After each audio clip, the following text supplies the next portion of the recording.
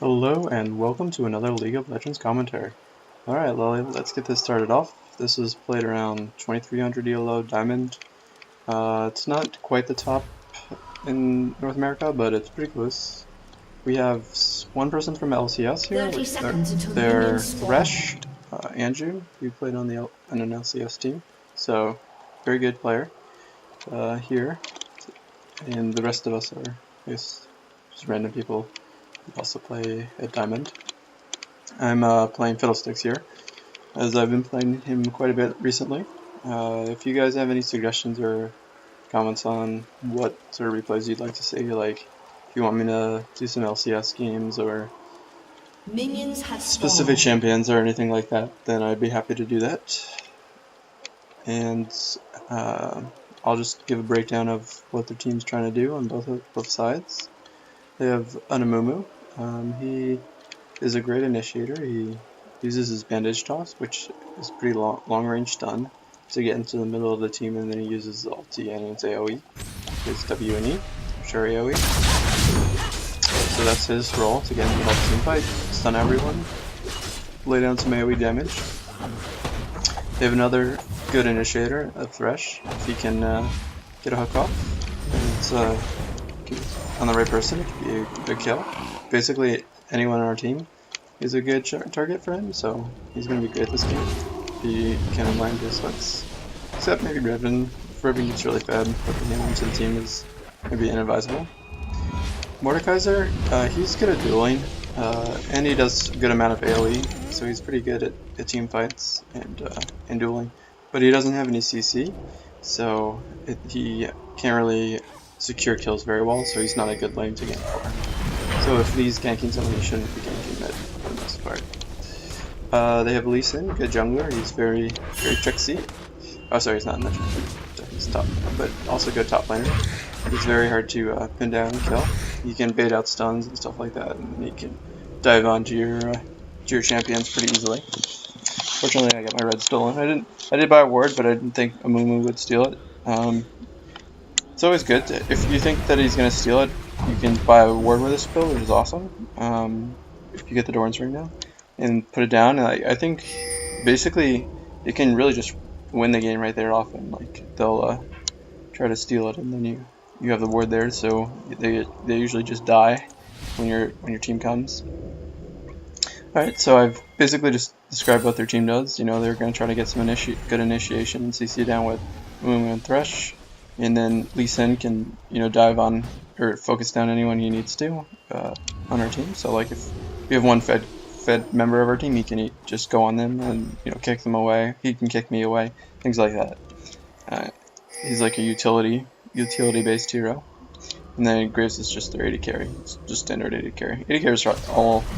There's some differences, but like late game, the role is just to auto attack for the most part and position right. So they don't really add a lot of dynamic to team fights, except for like so Varus does some unique things. Like he has an AoE stun, so he does some unique things. Alright, so our team has no tank. So what we're trying to do here is bait them into diving hard onto our team, like overextending, and then we use Zyra ult, Fiddle ult, and we just kite them with Caitlyn and Lux, so that's basically what we're trying to do. And then Riven can, if she gets fed, she can just dive on whoever's fed on their team. So that's the role of the top lane, or if you're good, if you have a mobility mid champion, their role is often to deal with whoever's the carry on the enemy team. They can really shut down carries because they do a lot of burst damage usually. First blood. So that's great. Riven got kills top. Riven's a great all-inner. As a jungler, you want to pay attention to. That's unfortunate. You flashed though, so it's fine. As I was saying, as a jungler, you want to really think about what lanes that are good to gank. So, for instance, if Mordekaiser I was on the team that Mordekaiser was on, I would not want to gank mid lane very often, just because he has no snares or CC or anything like that to slow down the champion from running away. But since Lux has two slows, a stun and a snare and a slow, and she has like decent amounts of damage, she's a great lane to gank. I'm happy to gank top, but not as much as I would like to gank mid, because Lee Sin has quite a bit of escape mechanism, so he can flash, he can W onto a creep, and he can use his Q to run away and stuff, so I don't like ganking that lane as much as I would like to gank bot or mid. My biggest preference is to gank bot, but that's not always possible. Sometimes they'll ward. Damn it, it's so hard to CS with Fiddlesticks. It's like impossible, basically. I don't know. I mean, I'm sure some people would do it better than me, but like, yeah, it's like so hard. Anyway, enough complaining. Yeah, so as I was saying, my optimal choice is to gank bot lane, but you know, if there's a lot of wards in here, they don't have any pink wards and stuff, or there's a lot, then since Fiddles usually comes through the lane to gank, and if that's always ordered and I just waste time, then I'll be happy to gank mid instead. But obviously preference is to gank bot lane, because bot lane makes it easy to get the dragon objective. So if you get a kill or two off on bot lane, you can pretty easily take dragon. Because mid lane usually doesn't come to stop you from doing dragon, whereas bot lane almost always will come to stop you from doing dragon. So that's why bot lane is better. Even though, you know, let's say you only get one kill, like you would think that maybe mid lane and bot lane are equivalent in that, but bot lane's a lot better. So here I know that my blue's up, so I'm just gonna go as soon as I can. As soon as I see him, I just fail my smite basically and get myself killed. So that was just poor play on my part. I flashed away, and he has to flash to kill me, so that's fine. If he hadn't flashed, he wouldn't have been able to kill me. And he's fighting Lee Sin here. He can't win, so he just needs to run away.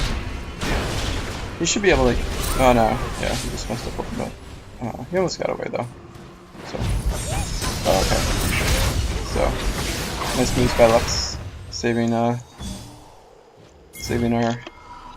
Riven there. Yeah, so that was a misplay on my part. I messed up my smite. The way you can not mess up your smite, so Amumu, I was a level up on Amumu, so I should win the smite battle, is you need to anticipate a little bit. So you anticipate, let's say like my smite does 620 or something like that. You click on the guy, you know, so in that case I would have clicked on the lizard buff, and then you look at the health. You can see it right here. It'll be in the upper left hand corner, and right before it, you know, goes the second, like half a second before it goes to like 6, if it's at 620, then you smite, because it takes like, there's like a slight lag from when you smite and when it goes off. Not necessarily in the fact that it's like a new chomp, but like here unfortunately I don't have flash, so it's a little bit harder, but I easily get the kill on him, and then I move in to try to get the second kill on Thresh. He uses his stun there, and he should die. I think my fear was on cooldown, so I didn't, or maybe I didn't. I don't know. So yeah, if I had speared there, I would have been an easy kill on Thresh. And I don't push for dragon here because I don't have blue buff, so it's gonna be a little bit harder to kill dragon. I'll take more damage. Blue buff reduces your cooldown, so there'll be a bit of time between my drains. I don't know, the train's coming through. That annoying sound is a grandfather clock. Sorry about that. I'll try to time my recordings so that they don't coincide with the end of an hour, I guess. So I'll keep that in mind in the future. And here I'm just trying to farm up some more. I was a bit behind in this game, so I got an extra Doran's ring. I usually don't get Doran's ring because I'm usually ahead with Fiddles. I've been like pretty reliably doing pretty well in games with Fiddles, so I usually don't have to buy it, but I'm pretty behind, and I didn't get a blue, so I need the extra mana regen and stuff, and health. It's a good item. It's like pretty cost efficient for its stats. So it's like one of the most, like the Doran's items are like often one of the most cost efficient items for their stats. And I get Seeker's Arm Guard. Also, I like to get Zhonya's Hourglass early if I'm behind, because even though I'll do less damage than getting other AP items, it's good because you get focused down in team fights. I see Amumu's top, so I ping everyone to come to Dragon. That's one thing you can do as a jungler to really help your team is keep track of where people are. So we didn't even need to get this kill off on bottom lane to get Dragon. We just had to use some wards and pay attention to where people are on the map. So if you see like Mordekaiser going back or something like that mid, you can also, that's another case where you can ping your team to tell them you should come. This is a great spot to ward if you're purple side. Oh man, yeah. So yeah, he saw me because of scored. As I said, it's a great spot to ward. He died anyway. I mean, it's better than Graves dying. So, but yeah, he shouldn't. He should have just canceled my ulti and then run away. That would have, instead of trying to come to me. That was his mistake there. But as I was saying before about dragons, as a jungler, let's say we see middle going back. That's another, like you see him like TP on the minimap or catch him with a ward. Going back, you can immediately tell everyone to go to dragon. You won't get back in time to stop you. So it's one way you can turn even games into games in your favor. We're up about 4k gold. Let's see, yeah. So as you can see there, our bot lane is pretty far ahead. It's about 30 CS. Part of that's from me ganking, and it's part of it that she's better CS at getting CS than he is. Not much better. I think probably the majority of that CS difference between the two is from what I was doing. I'm probably not gonna let Lux get this. Let me just see what her items are. Oh yeah, I did let her get it because I was behind. The way I usually make the determination of whether or not I'll give blue to middle is, one is if they're a mana champion. If they're like really far ahead, like I'll give like Zed or something a blue buff for this cooldown reduction, even though he can't use all of its stats. But and like if he's really far ahead and I'm like pretty far behind and can't do anything with it, then I'll give blue buff to a resourceless champion, one that doesn't use mana. But otherwise, I'll usually take it. Yeah, so so the consideration is you need to think about is who can use it more. And it's often not uncommon that I'm further ahead than the middle lane, and in that case, I should definitely take it, and that's what I usually do. In late game, the same applies. Like it's not uncommon that I'm ahead of the mid. Like in my games, it's not uncommon for me to be ahead of mid lane. So that's something you should also think about in the mid lane. Like who has more use for it. They're at least letting him overextend a little bit. And, yeah, she was just. So yeah, I'm just gonna come in here and try to ulti in, and I just flash in to make sure I get more damage, and I get the double kill by considering who I'm going to use my fear on. What?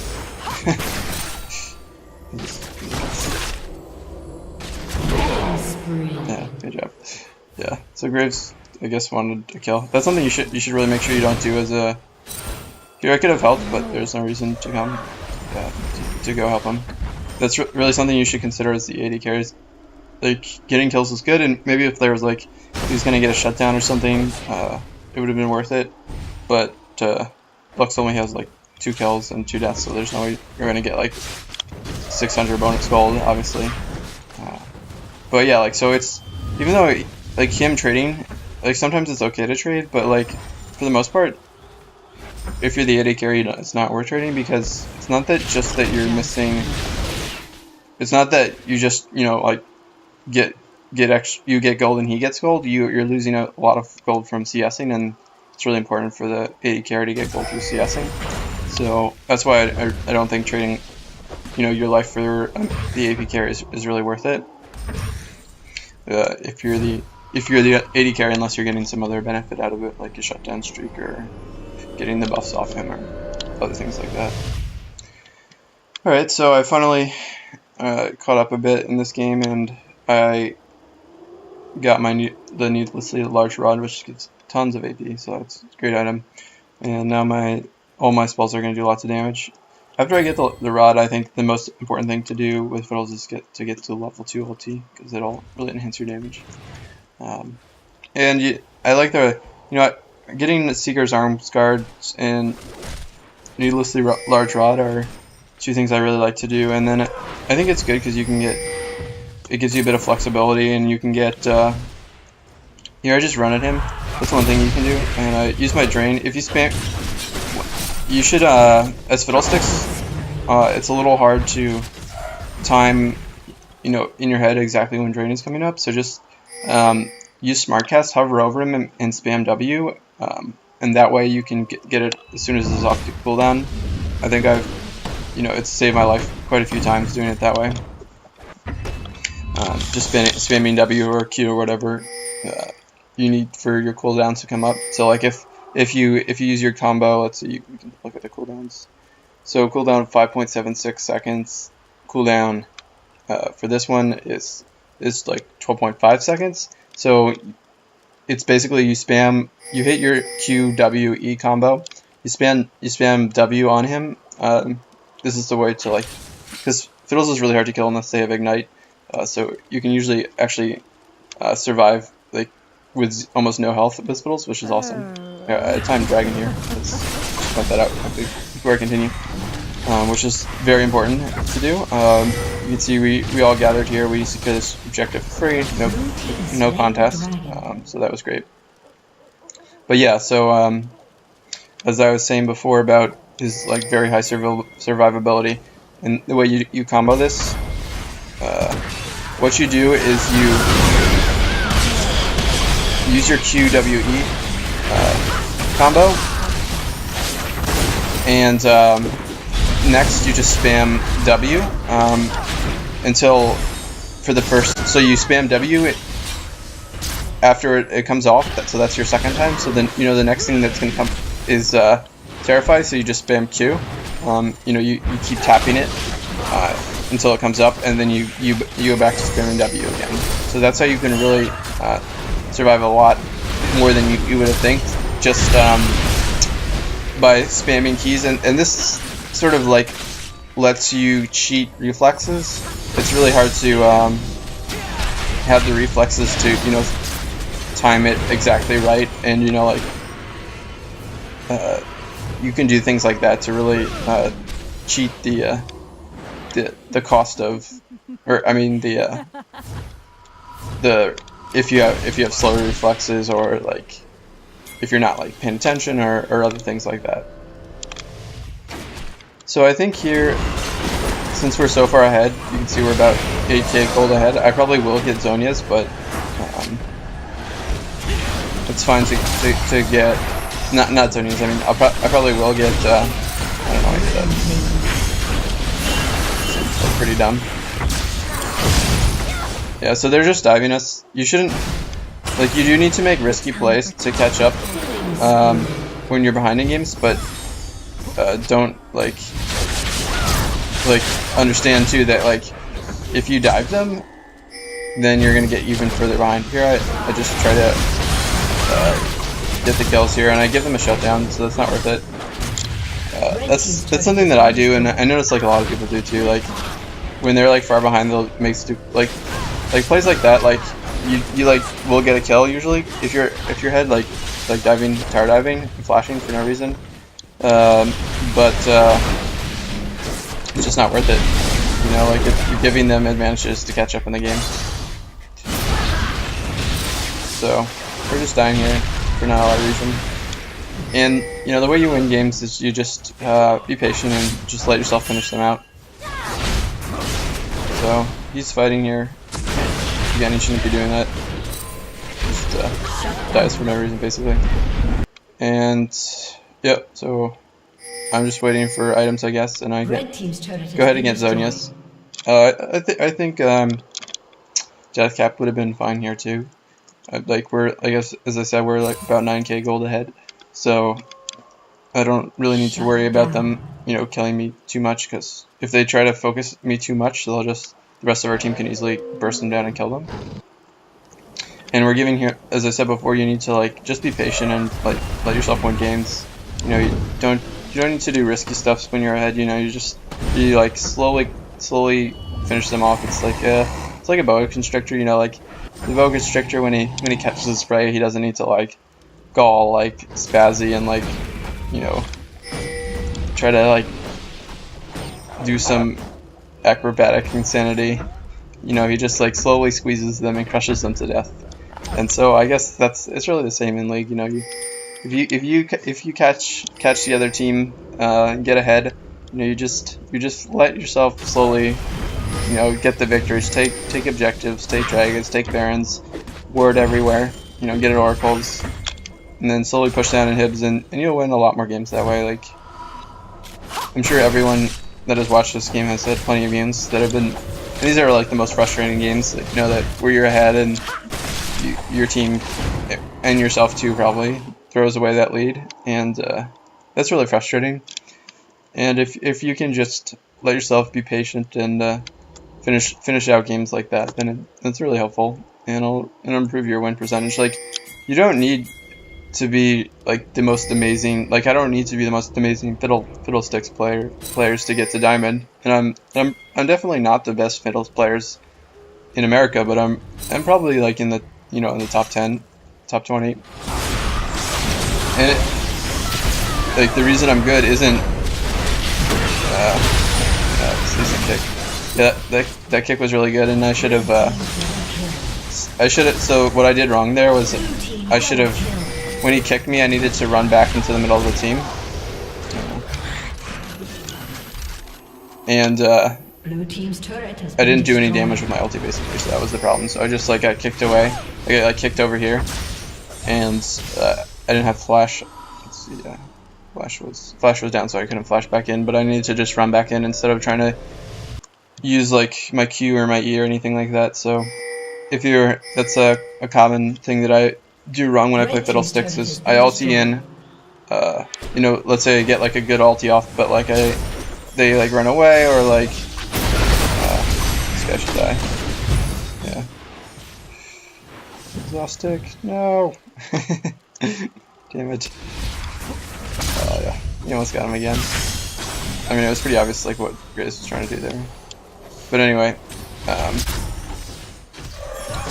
as I was saying before, common mistake with ulti is, you know, you come in and you get a good ulti off, or you get like an average ulti. You maybe get like one or two with an average ulti in your Crow Storm.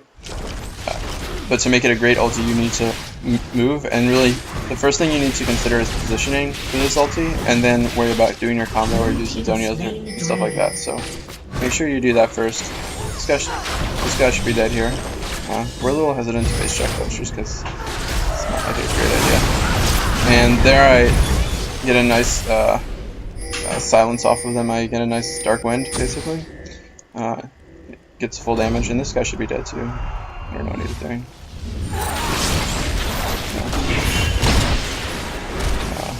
He might be dead though. So yeah, we're just waiting. I'm just waiting for my Q to go up, and then as soon as so you saw right there, basically, you can, if you don't have your cooldowns up, then you really need to be aware of your cooldowns. You shouldn't be fighting, so that's one thing that high elo players do, is they don't necessarily time, you know, like they don't say like, oh, Mumu used his ulti, you know, 1 minute and 50 seconds ago. Maybe like the pro players do that, like they time it, like they're like, oh, it's in 130 seconds, ulti will be up. This is a great place to camp. It's an easy way to get kills and stuff. I don't go in right away because, like I said, I don't. Like if I tried to like dive in, they could have just focused me down and killed me. But I guess I have Zonia, so that would have been fine.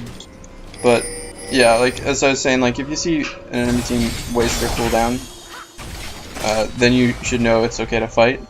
So that's how people like win. That's basically how you win top lane and stuff like that. You just wait for people to use cooldown and stuff, and then take a fight. And this guy should just die. I don't know what he's doing. And I didn't need to use this there, but whatever. Anyway, so we're just trying to finish out this game. I'm gonna go ahead and back and get my death cap, and when we're pushing, should just about do it. We're like super far ahead. We're like 13k ahead. But yeah, like this is also like how you can lose games too. Like you can just get like so focused on getting kills and stuff that you don't take objectives. Getting kills is fun, and I guess it's the reason why a lot of people play. But like, if you want to win, then you gotta take objectives. That's just how you win the game. And one way to control objectives is to make sure that you understand when lanes are pushing and stuff like that. So I understood that like bot lane was pushing into this tower, and I basically saved our tower there. Like no one else was gonna come, and if I didn't realize that, the tower would have died. And so that's good. I really don't like having to do this as Fiddlesticks. Like often, like I'll be the support player, and like bot lane will be pushing or something, and no one will come down there, and then I'll just like have to farm it. And it's like if I was the AD carry, I would get mad like that bot lane was coming, but like that the support was farming, but like the AD carry actually has to come and do it, like, and someone has to do it. Like it's not worth just wasting the XP and gold there. So that's like something that sometimes I've seen at lower ELOs that people will complain if you like push their lane into a tower, or steal gold or XP from their lane. But it's better that you get at least one person gets it than no one gets it. Like so, like if top lane dies. Here's a set about objectives. Like it's so important to get oracles. So you get oracles lets you do Baron basically, and you can camp the jungle and get kills and stuff like that. So that's where Baron is oracles is super important. And like anyone can buy it, so don't feel like just that only the support can buy it. Like you can buy it as a carry, it's fine. Like if it'll get you an objective, it's worth it. And here I'm just keeping an eye on Amumu. Amumu can come in and like smite steal and stuff like that, so that's good that they're doing this. It's really frustrating sometimes though, like, but here I just stopped DPSing. So like, if you see like the enemy jungler like dive into the Baron pit, and there's like still a fair amount of life left on Baron, just stop trying to kill Baron and kill the jungler really quickly, and then you can go back. It's not worth like letting them steal it. Here I was trying to use my Q, but I didn't quite get in range. Q range is a little low. But yeah, now that we got some kills, we just need to group up. Like maybe you would have thought to go back there to buy because you have some gold objective, and that's important. But pushing life is even more important. So I hope you enjoyed this replay. There should be some more coming up pretty soon, and I am starting a summer internship at in a lab, so I'm probably going to be a bit busy, but I'll try to consistently put up some more replays and stuff. So don't forget to rate, subscribe, and comment, and if you have any suggestions, I love to hear them, and we'll see you guys in pretty shortly for another replay.